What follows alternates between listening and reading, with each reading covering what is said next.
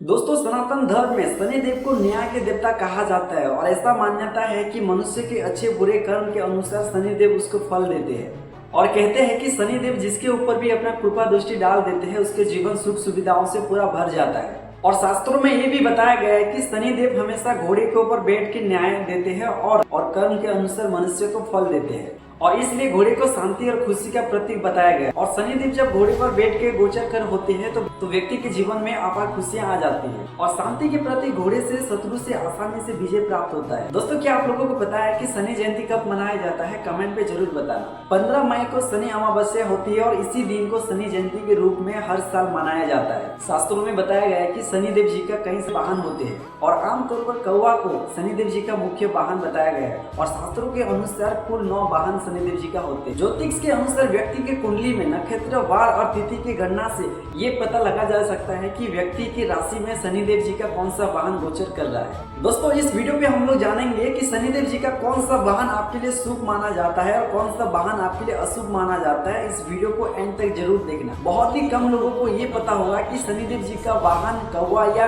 गीद नहीं होता, उनके कुल 9 वाहन होते हैं। शनिदेव जी के 9 वाहनों में गीद, घोड़ा, गधा, कुत्ता, लायन, शेर, हाथी, मोर और हिरण।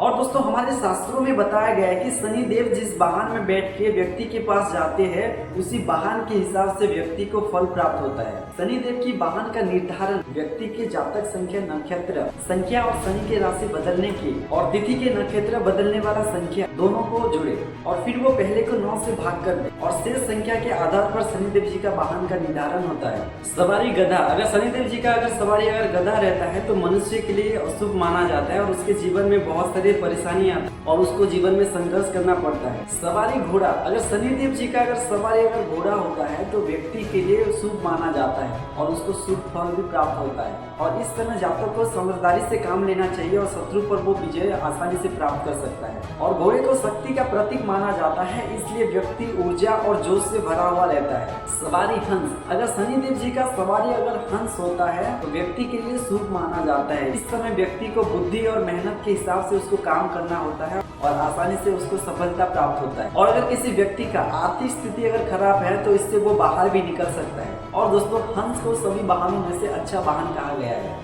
और सवारी हाथी, अगर जातक के लिए शनिदेव जी का वाहन हाथी हो तो इसे अशुभ माना जाता है। जातक को आशा के विपरीत फल उसको देता है और इस समय व्यक्ति को साहस और हिम्मत से काम करना चाहिए और विपरीत परिस्थिति को उसको डरना नहीं चाहिए। सवारी कौवा, दोस्तों शनिदेव जी का वाहन कौवा होता है तो ये भी मनुष्य के लिए अशुभ माना जाता है। इससे मनुष्य के जीवन में कलह सृष्टि होता है, पारिवारिक जीवन में बहुत लड़ाई होता है और इसी समय व्यक्ति के जीवन में लड़ाई होता है तो उसे उस लड़ाई से दूर होना चाहिए, इसी में ही उसका भलाई होता है। सवारी मोर, दोस्तों शनिदेव जी का वाहन मोर होता है तो व्यक्ति के लिए इसे शुभ माना जाता है। इस समय व्यक्ति को अपने मेहनत के साथ साथ भाग्य का भी उसको साथ मिलता है। सवारी भैंसा, दोस्तों शनिदेव जी का सवारी भैंसा होता है तो जातक के लिए उसको मिला हुआ फल मिलने की उम्मीद है। और ऐसे स्थिति में जातक को यानी कि मनुष्य को समझदारी और होशियार से उसको काम करना चाहिए, नहीं तो बहुत नुकसान होता है। सवारी सिंह यानी कि लायन, दोस्तों शनिदेव जी का वाहन लायन होता है व्यक्ति के जीवन में उसके लिए शुभ माना जाता है। और इस समय व्यक्ति को चतुराई और समझदारी से उसको काम करना चाहिए और इससे शत्रु को परास्त करने में उससे मदद मिलता है। और इस समय व्यक्ति को अपने शत्रु से कभी भी नहीं डरना चाहिए। सवारी शेर, दोस्तों शनिदेव जी का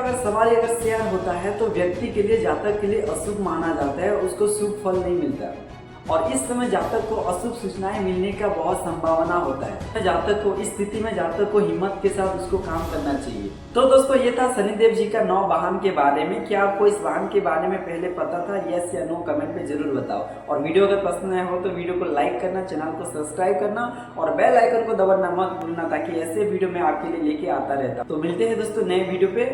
जय जगन्नाथ।